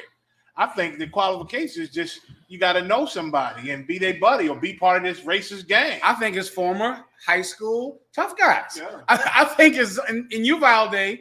This was the former, linebacker for the Uvalde football team. Yeah. And he, of course, knows the mayor, and he used to play football, and they hire him, and he's going to use his football skills, all right, to run the hell away from danger, to run like a goddamn rabbit away from danger. But if you're black, he's going to shoot you like a target. He's going to shoot you like he's at the range, which is why there's 60 bullets. There's 60 bullets because the minute you're black, this is just, they're at the range now. And if I could, they said this on CNN. They said that the Latino cops was the one saying, "Yo, why we ain't going in? Let's go." The Edomites was standing behind the Latino brothers and the Latino brothers were the ones trying to go in, and they was holding them back, like hold up on the radio. But the Latino brothers was like, yo, what's up? What's up? Meanwhile, the Edomites was like, with all the tactical gear, didn't do nothing. We gotta play that for Jillian. Show the video of the Navy SEALs in there hiding in the hallway. I saw it. With the shield. I Three saw it. shields came out. 3 shields. I saw it. I saw that's a show. They called, ran down the hall and the firing started, and they showed him coming back with half his vest on. That was hilarious. He started boogieing back up the hall. Like, feet don't fail me now. His face looked like feet don't fail me now. He had the vest barely still holding on to him. You understand? And trying to, keep his composure. When the cop was running, sir, I think I heard pew. I think if I listen carefully, I think I heard the pew sound. But I gotta turn my volume up to catch that one. Like that joint was ridiculous, man. You know, man. You might as well let us get it. Why not? We got Haas here. Haas got all their training. You understand? We'll take y'all training. We'll take all of y'all training. And we'll add the spirit of the Lord to it, and we'll run the whole damn thing. You know what I mean? Like we got all that. We got everything we need. You know what I mean? And eventually, like you said, it's going to eventually go to the parents, which it should have been already. Like we're going to eventually have to put our children in our own facilities because all this nonsense they doing is just, first of all, none of our kids getting educated nowhere. Half of them kids probably have grown up and been gangbangers, killers, whatever, just not being able to utilize what they should have been able to utilize to do the job that they needed to do for the Most High in Christ and for their own people. It was shameful, man, what happened up in there. And like Haas did, Haas left the police force. Like you brothers and you blacks and Latinos, you can't be cops nowhere. Y'all ain't good at being cops. Y'all ain't good at it because to be a good cop, you're gonna have to hate the people you police. That's the only way you're gonna be a really, really good cop. Like you gotta hate the people that's policing. Like cops that love the people they policing are never gonna be able to acclimate to that. And the proof was that because they was out. Remember now, they outside the door. They said they didn't want to play the audio because of the screaming of the kids. That's a lie. They didn't want to play the audio because they didn't want you to hear the gunshots while they standing outside the door, not wondering what the hell they supposed to do. And if they had the compassion that they were supposed to have for them babies, brother, they would have kicked how many times the cops kick your door in? They don't wait for no battering ram or no damn key, man. Man, they hit that damn door. They get the biggest 3 dudes, man. Boom, and knock that damn door loose and go on up in there and do what the hell they had to do. They stand out there halfway down the hall, trying to jiggle a key in the door, talking. Listen, the gunman's on the other side of the door, firing on the kids. He on the other side of the door talking to the gunman. Like once again, like any people, this whole American melting pot, this garbage does not work. You understand? Because like them cops, here's where they want them to be effective at. They want them to be effective with pulling you over. Pulling you over, they want them to be effective. But actually being a hero cop when you have to be, they ain't trying to do that. They ain't trying to be ready to give their life for them babies. That they ain't in it for that. They in it for to drag you out the car, beat you upside the head, talk down to you like you something. You understand? Like you a piece of garbage. That they in it for. But they ain't in it for that, mass shooter. We got to go. Don't think about your life. Run dead straight in it. Go hot immediately. They ain't in it for that. That one brother, like I said, on CNN, they showed this brother. It's an Issacharite brother. He's telling them, yo, what's going on, man? What, why we can't get in here? What's, let's go. The Edomites like, nah, we waiting on this and we waiting on that. That cat there, he should be the next police chief. That brother that was on that tape, he should be the next police chief. because he cared about them people. You know what I'm saying? And again, them damn movies. There's a movie out where the villain cat, he had a little small army in an underground base. So the government finally, boom, blew up his door and went in with their people. And they had them same shields. And they ran up, the shields going across, they ran up, the cat shooting at them. He ran it. Then when they run out of bullets, they lower them shields, and the next group of cats start firing at the bad guys. Yeah. Like they showed, like, oh, damn, they work more. This government, you know, police ain't no joke. But they had the damn shields, and ain't no seem like they trying to figure out how to work them. Like they sitting on the ground, then they moving them, and then when they did go in, the shields are still in back of all the guys. And I meant to ask I meant to ask how is this hot? Can them shields, I've been wanting to ask this to you for a long time. Them shields, can them shields stop a rifle round? Oh, I want me one. Like, listen, I ain't got to wait on nobody. I leave one of them in the truck. I can't even, if that shield can stop a rifle round, I'm going to get the mass shooter. I'm getting you. I'm getting you. Give me one of them shields. I run right up in there, man. Smoke that boy. You know what I mean? Like, how you going to have the shield? Wait a minute, hold up. How you going to have the shield that stop a rifle round and you won't walk in the door on the cat? That's some bitch ass, excuse my French. That's they are brute beasts without natural affection. Without natural affection. Like one thing that bothers me about Kutzer is the scene where the guy used a hand sanitizer. I saw it. I had to turn. I saw it. I didn't like to see that. I mean, babies was dying. Right. Yeah, like he want to make sure his hands. That was a bit much. He want to make sure his hands clean. Like, what a bitch. You want me calling 911. And they're screaming. And listen, they screaming down the hall. You know, that's why there's no audio on the video. Screaming. They screaming. They claim they don't want you to hear the kids screaming because the parents, if hear the kids screaming, they don't want.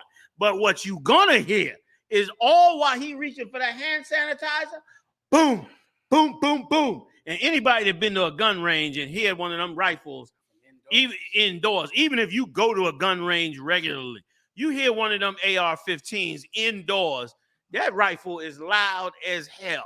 Indoors, man, that rifle sound like hell coming down that hall. And he in there shooting them kids. They screaming, the gun going off. This motherfucker, this cat, he cleaning, he making sure his hands clean. Like that is some real weak ass mess. And you got the shields. I've been wanting to ask you about them shields. Them shields will stop a rifle round. What is you waiting on? Cat in there killing babies. What is you waiting on? And like y'all brought out, you got to care about them people. And once again, that's why the whole melting pot is a goddamn lie. Because really, every nation is going, like the scriptures say, turn to their own people and take care of their own people.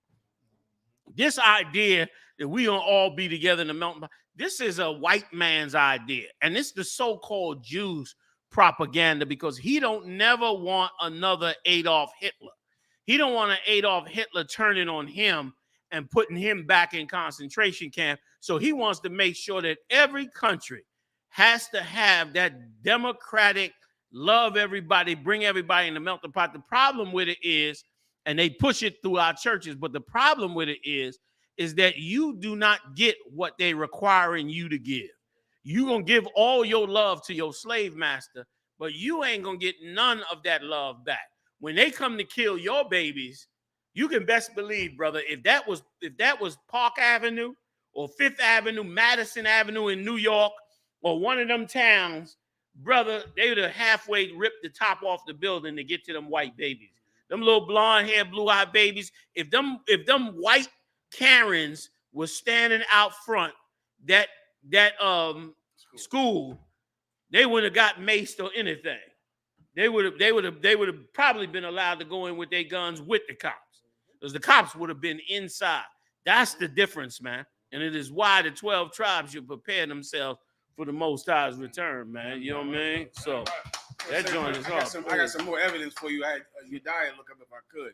And this, if I could, this story proves what we've always said about cops, that they don't have any ability to love anybody. And that's why they can kill children in the black community. Yeah. Like they can kill Tamar Rice because they don't feel that thing that we feel for Tamar Rice. They cannot come in and rescue these children for the same reason. Yeah. They can shoot an unarmed black man for the same reason. That thing that would make you say, well, we should make sure he has a gun before we shoot him. They don't have that because they don't feel that thing that makes you not want to take the life of someone. They don't feel unjustly. it for us. They don't feel it for us. They feel it for them. That's why the mass. Sorry to cut you No, off. You know, please. that's why the mass shooter gets away Shalom. and lives, because they feel it for him. That's why you got so many videos on YouTube with Edomites shooting at the cops, which I don't even understand that. If I shoot at the cops, I'm expecting the cops to kill me.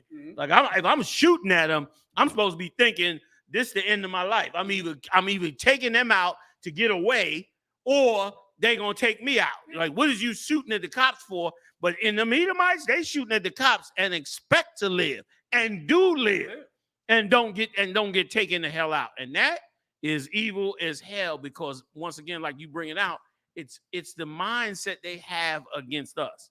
But I want to. You got another stat if you want it. If you want it. Another what? It's a stat. You have it, you there?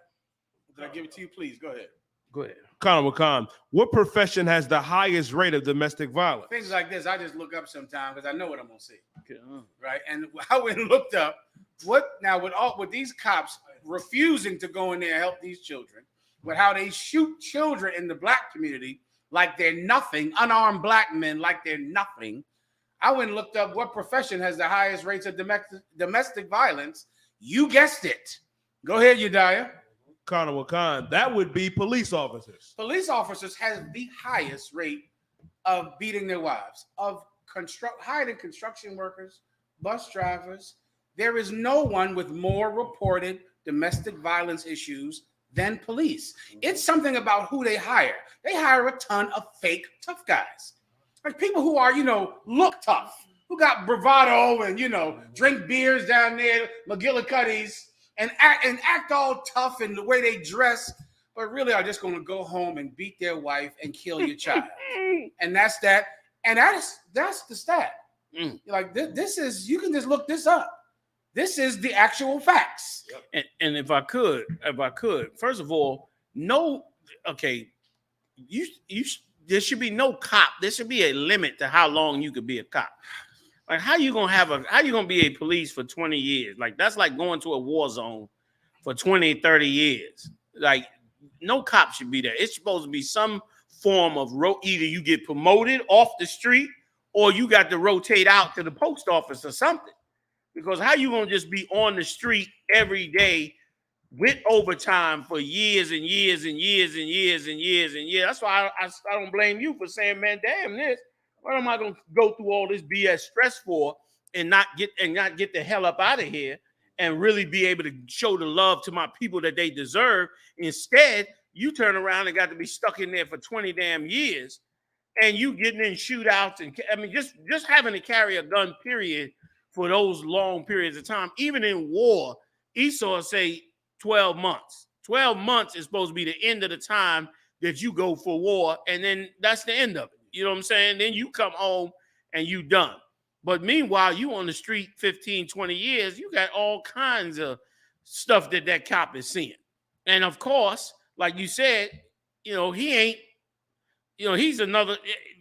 Look, I got to move on. I got to go on. I got to go on. Go ahead up. I got to show them how to run the police force. Yeah, I'm from the projects. I got to show you how to run the damn police force. Yeah, you right on that. You should, and I'm tell you why you should show them, sir. Because that's what you did to me and saved my life. I'm gonna tell you what Commander GEN.YAHANNA did, right? Oh, man. Listen, like I was going to another story. Y'all can't get me. It's go ahead. Real quick. In that profession right now. Go ahead. That's still cops. And you got to know that, you can lead that. And you can't give your brother a break, man. Yeah. You ain't got to always go hardcore on your own people, man. You can. I did it. But I was going to class, and Commander GEN.YAHANNA was saying, they stood your brother high. They stood your brother. You got to deal with them, but, make sure you say they stood your brother.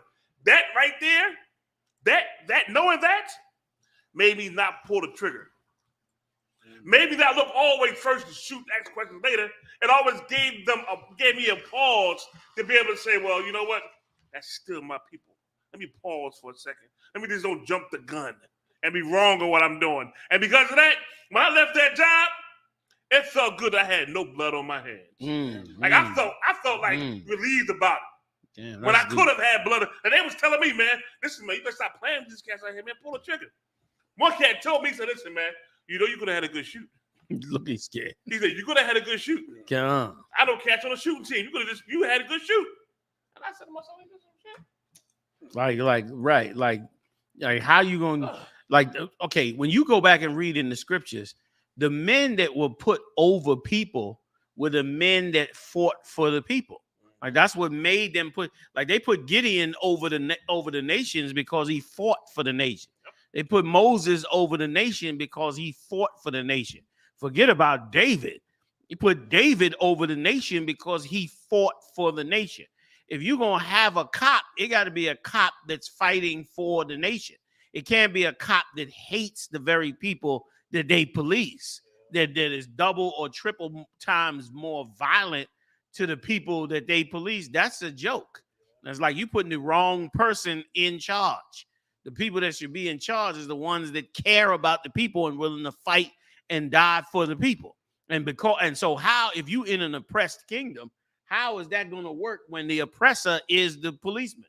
Like you got the man that's supposed to be over you is the man that's going to fight for you, but instead the man that's over you is the man that hates you. Like that's backwards. And that's why we got what we got with these police departments. I'm moving on. I wanted to tell y'all about this group, right?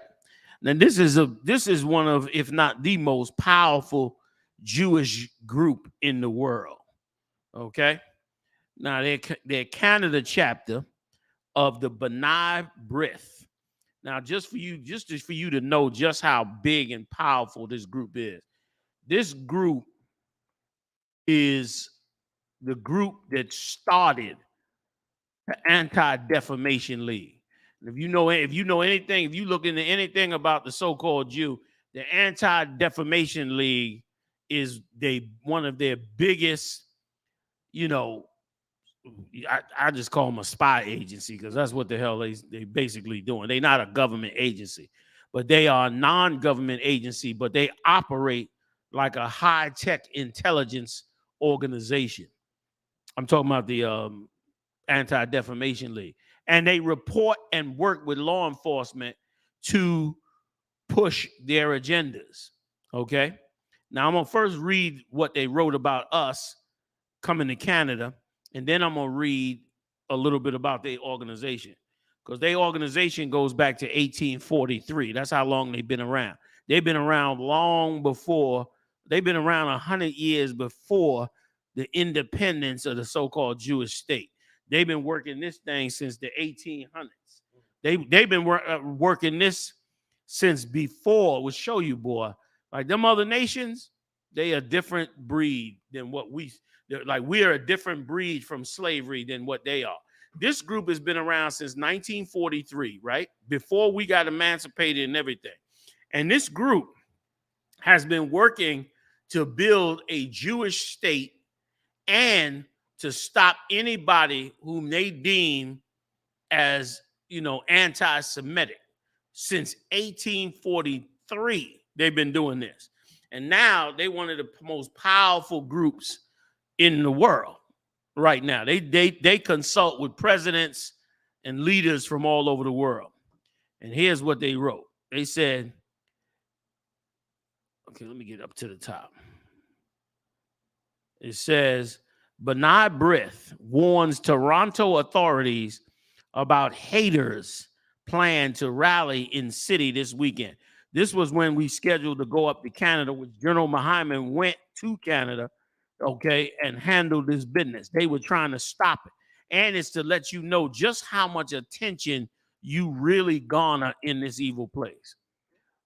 Okay, let me get it right. Get back up here. B'nai B'rith Canada is deeply concerned about the imminent arrival of a U.S. group in Toronto that promotes hatred of Jews. And we don't promote the hatred of Jews. We promote the true identity of the Jews, you lying bastards. You know what I'm saying? If you're not a real Jew, then we expose you to not be a real Jew. So prove your credentials. You can't just say it, well, I've been acting like a Jew for years. That doesn't make you a Jew. A Jew is by the bloodline. And what's wrong with us saying we want to bring out the right thing about our people who are the Jews, okay, and expose the truth about it. This group was doing the exact same thing that we were doing back in the 1800s. While we was fighting to get out of slavery back in 1843, they weren't in slavery because they were white, even though they were, you know, in somewhat of a disparage based on them being so-called Jews. They was not black. In 1843, they was able to organize, finance, do business, all of that. So they established themselves as an organization in 1843, and they were pushing these ideas. I'm going to get into it, Salaki. Okay, so promotes hatred of Jews, LGBTQ individuals, and white people. Now, I'm going to use my Hebrew name, but they use my slave name on purpose when putting the article out. Commander General Yohanna of Philadelphia intends to appear at various venues this weekend in Toronto. He is the leader of the Israelite School of Universal Practical Knowledge and is usually accompanied by members of this group when he appears in public. That's y'all. Okay.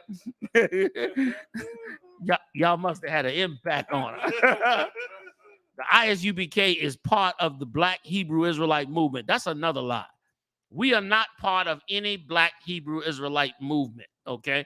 We don't have no affiliation with no other movement and groups. And even the idea of a movement is to try to, you know, put us in a bunch.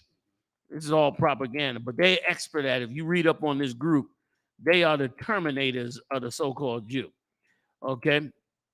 That claims African Americans, Latinos, and Native Americans are Jewish and that white people and Jews are satanic beings. First of all, now you're getting it right. We do claim us to be Jews. So why are you mad that we bring the truth out that we're Jews? Let me keep going. All right.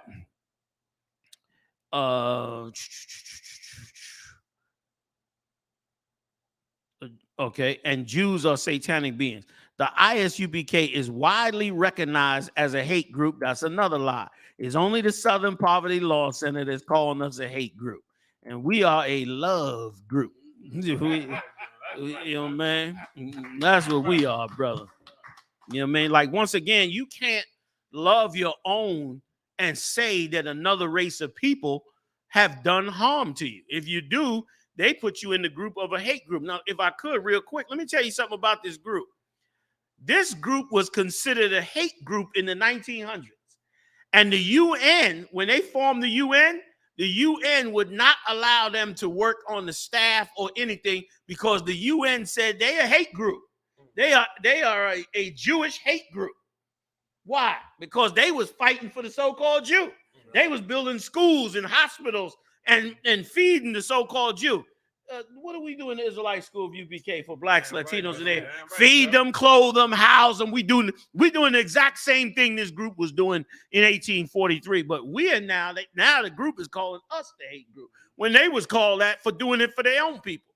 Let me get some more. All right.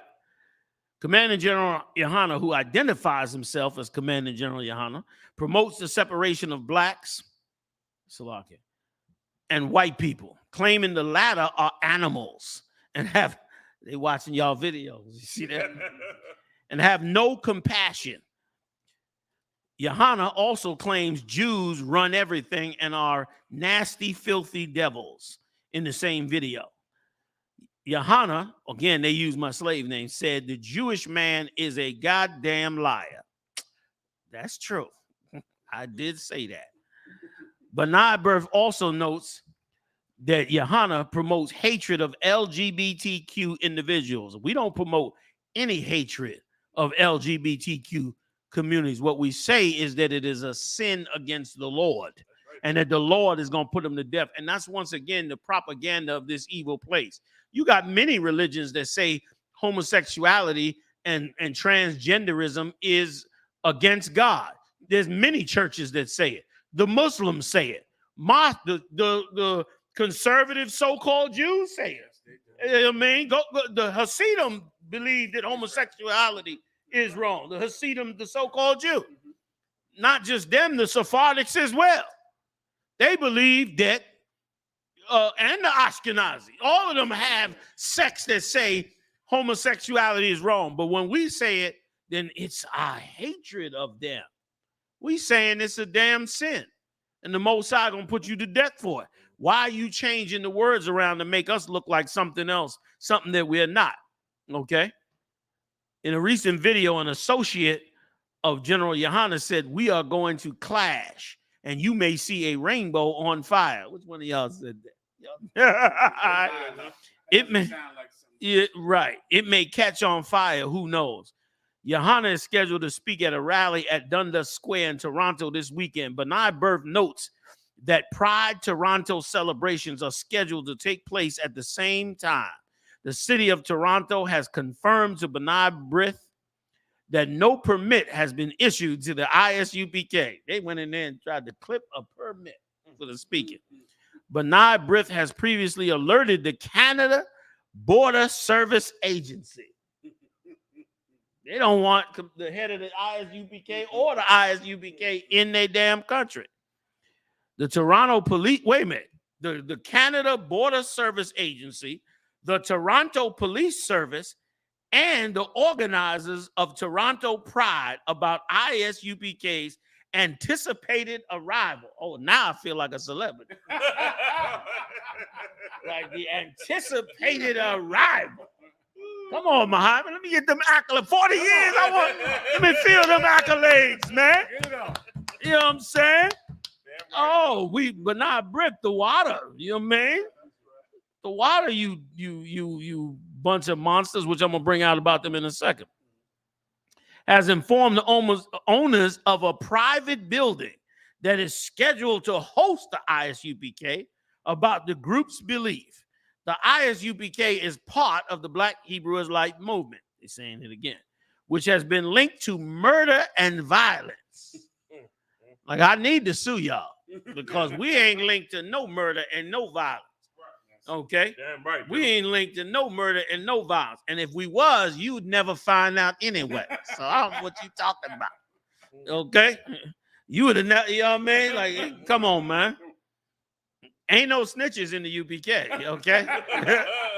You know what I mean? Ain't no 6ix9ines and all that. Ain't none of them in there. You can forget that, okay? Okay, linked to murder and violence in the not-so-distant past, said Michael Mauston, Chief Executive Officer of B'nai B'rith Canada.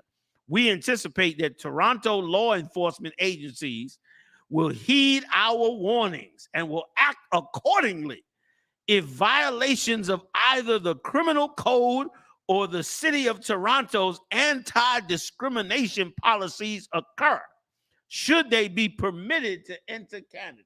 They don't even want us in the country. Big shout out to I.S.U.P.K. Canada. Big shout out to y'all. B'nai B'rith also has contacted the City of Toronto Parks, Forestry, and Recreation Department regarding a scheduled rally by Yohanna and his group in a Toronto park this weekend. The TPFR, that group, told B'nai B'rith last week that it is looking into the matter. And I'm happy to say the brothers and sisters of Canada, Officer Aban, General Kabbalah Moff, General Mahiman, all put it together, something strong, and rocked the hell out of Canada. Okay? Now, let me give you a little background on this group. So we appreciate the international news published by the B'nai B'rith over nothing, because they believe the same damn thing in themselves. Now, here's their bio on them. B'nai B'rith International is a Jewish service organization. B'nai B'rith states that it is committed, listen to this good, to the security and continuity of the Jewish people and the state of Israel, and combating anti-Semitism and other forms of bigotry. Ain't that what that's what we do. We committed also. It definitely didn't say all people. It did not say all people and was unconcerned with other people. It said the security and continuity of the Jewish people and the state of Israel. They founded this in 1943 in New York City. You know why they did it in New York? Because they had every free Negro in their apartment buildings in the South Bronx. They was running half the real estate in New York in the 1800s. The 1900s and in the turn of the century, we were all renting from them. That's what we was renting from. Let me explain something to you. This group here was considered a hate and anti-Semitism organization before they eventually changed the laws to get themselves somehow in. They are huge. A bunch of rich lawyers that are tied into everything. They also, like I said earlier, created the Anti-Defamation League, which shows you they keeping an eye on us. They watching what we do and seeing what we do. And the Anti-Defamation League, they got a whole system of reporting to the police what they believe are anti-Semitism crimes or hate crimes. They got a whole system. I've seen tapes. I don't know if these are published on the internet, but I've seen tapes out where they recruit blacks and Latinos. Check this out. They recruit blacks and Latinos to send into other organizations that you think they're a regular person. They reporting to the so-called Jew, which I ain't surprised at. And they said that they particularly good at recruiting young blacks and Latinos, like young college students, that they promise them different things and scholars and stuff, and they come in and spy and figure out what groups is doing, report it back to them, and then they evaluate it and send whole reports to local law enforcement. This is the kind of things that these type of super groups do. And forget about all the money they pouring into the so-called Jewish community. You wonder why you can't compete with these other nations. You can't compete with these other nations because these other nations got B'nai B'rith, and you won't support the I.S.U.P.K. Like if you looked at the importance of the I.S.U.P.K., blacks and Latinos would prosper the same way. That's right. You would prosper the same way with the Lord's help, but you turn on the Lord's prophets and priests and the men called to really help you. When meanwhile, they only helping the so-called Jew. If I could, sir. When our court case in Philadelphia with Liberty Place, yeah, I brought them up to the judge to say that there's nothing wrong with what we're doing because B'nai B'rith does this exact same thing for Jewish people. And of course, the judge knew it was correct. What we're doing is normal. Exactly. It's normal. And any white Jew, any so-called Jew knows of B'nai B'rith because of how big they are and knows of all the billions that they pour into Jewish organizations. They buying real estate from them. Listen, they got HUD in their pocket. They use HUD, Housing Urban Development Agency, to build massive housing complex for Jewish people. Those Jewish people buy it, live in it for a while, and then guess what they do? They then rent them out to who? Us. And they all over. They in Australia, they in Canada, they in the U.S., they in Russia, they all over the world. And they helping their people and building their people and pouring money into the state of Israel. And every group that come along, they see that doesn't believe what they believe, they start letter campaigns. They call government agencies. We wasn't expected to see this letter because it's in Canada. Yeah. Their main headquarters is right here, but you don't hear nothing about it because the New York chapters is being real quiet because they here. They don't want us focusing on them. So they wrote the letter out of Canada thinking it would only be seen and heard up there. When meanwhile, the brothers and sisters in here got, found the sort of letter. Again, big shout out to Canada. Big shout out to Toronto and Montreal. Listen, and if I could, do you know that they got 300? They got their operation so big, they got a 300-acre compound right in the Poconos. 300 acres they got in the Poconos where they operating all over the New York region, trying to stop anybody who will expose that they not a real Jew. So, hey, we over the time. Support the truth. ISUPK.com. Big shout out to Mashak Mayan doing this thing, raising them numbers up, man. Show us on the road. Big shout out to Marah, Yedai, and Ibad, really rocking out this studio, man. Y'all doing an amazing job, man. See y'all in Chicago this week, man. Shalom. Oh, Salakia, big shout out to the heavy hitters. You took me off yet? I'm still on. Big shout out to the heavy hitters, man. In the building with me, General Muhammad, General Makala, General Hazai Young, man. I'll see y'all next time live on the UPK, y'all. Shalom. What up? Shalom, Israel. I'm Captain LeBron, Israelite School of UPK, the Commander GEN.YAHANNA, inviting all Black Native Indians out to the 5th annual Fire Weekend. Shalom, Israel. Come to the Fire Weekend, man, in Chicago. Midwest Fire Weekend. You know how we get down. July 21st to the 24th. We're going to be in Chicago. You got a lot more to lose, man. Under the Midwest Mosque himself, captain of 13,000